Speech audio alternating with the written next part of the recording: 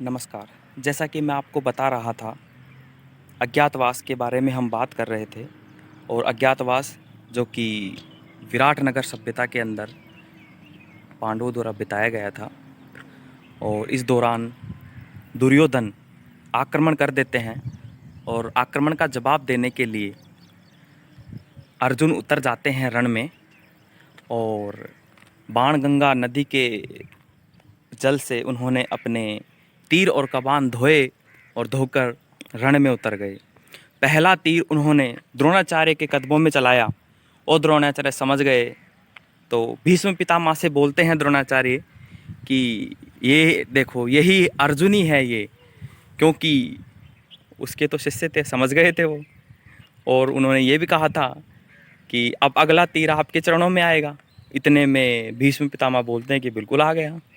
तो वो ऐसे युद्ध होता है और इस युद्ध के दौरान सबको सल्टा देते हैं। तो जैसे ही द्रोणाचार्य भग रहे थे तो द्रोणाचार्य को पकड़ लिया इन्होंने।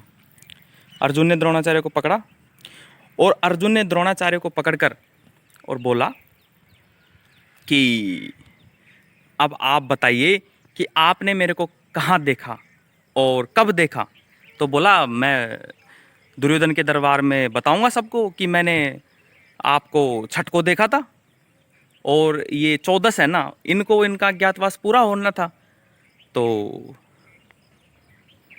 फिर इन्होंने बोला कि अच्छा, तो बोलो क्या सबूत है आपके पास, मैं आपको मार दूंगा। तो कैसे बता पाओगे कि भाई मैंने देखा था। तो इस तरीके से द्रोणाचार्य मान जाते हैं।